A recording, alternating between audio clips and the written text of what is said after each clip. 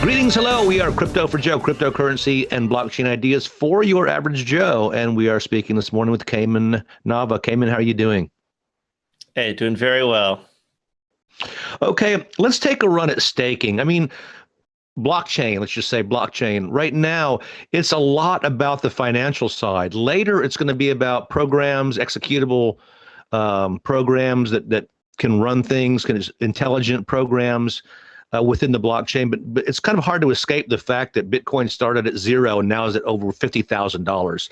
And we don't harp a lot on that, but I want people to know that there is a financial, there's a new economy out there, and there's something called staking, where you take some ether and put it up, and you don't touch it for a while. But can you run us through staking? Yeah, I can run you through staking. So to really understand staking, you have to consider the question of how does new currency get issued into a blockchain? So you can ask that question of Bitcoin, you can ask that question of Ether or any other cryptocurrency. And it's very important because that um, it's one of the more fundamental pieces of what makes a blockchain unique. So the answer for Bitcoin is there are Bitcoin miners, and the Bitcoin miners are doing some work, and they're gathering all the transactions for Bitcoin, and they're doing a bunch of hashing, and they may or may not find a new Bitcoin block, and then they're rewarded for finding that Bitcoin block, doing that work. They're rewarded with some fresh new Bitcoin, and that's how new Bitcoin comes into the Bitcoin economy, is through mining. So in staking, proof of stake, as it's called, is a kind of in opposition to proof of work or mining.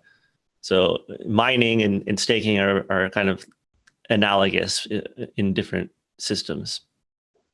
Where staking becomes kind of a financial system is, okay, well, by staking, now I get a reward in my cryptocurrency, in Ether, let's say. So you, instead of making a bunch of Bitcoin miners or a bunch of Ether miners, you are instead making an Ether staker and getting Ether in return. So it's a bit like creating a bank, an Ether bank, so to speak, because you're storing your resources in one place and not touching it, allowing others to utilize that resource. Right. So I wouldn't quite say it's maybe a bank, but I would still think about it closer to how a miner works. But instead of, it's kind of like, where is the money sunk in a miner? Those machines need to be very beefy. So there's a lot of money being sunk in these physical resources that are churning. Mhm. Proof of stake is kind of fundamentally different. We're not putting a bunch of money into the staker. The staking hardware, the computer you use to run a staker, can be a very modest, normal computer. Where the money is sunk is instead, it's sunk into a security deposit. So the way that we let people join the system is they need to have paid the fee, or rather, they need to have the money up at stake. And so basically that money up at stake creates the ability for positive and negative incentives to be issued to you. So it's like when you rent an apartment, you put up first month's rent, you put up a security deposit, and if you throw a crazy party and break holes in the window, holes in the door, everywhere, you're not getting that money back. You were bad, you get your money taken away. Mhm. But if you're good, then you get that deposit back at the end.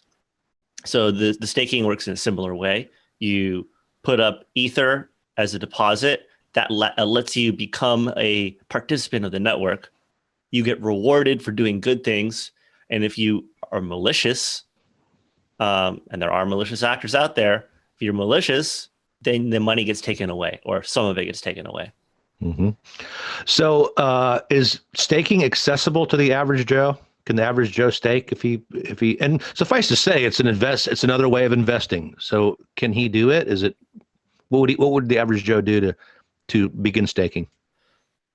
Yeah, average Joe probably would not be solo staking. It's more of like a tech hobbyist level activity. You have to be, you have to be pretty comfy with the computer and typing things into the command line and things like that. There are opportunities for average Joes, but they will be paying a fee. Mm-hmm. So I believe Coinbase has a staking option.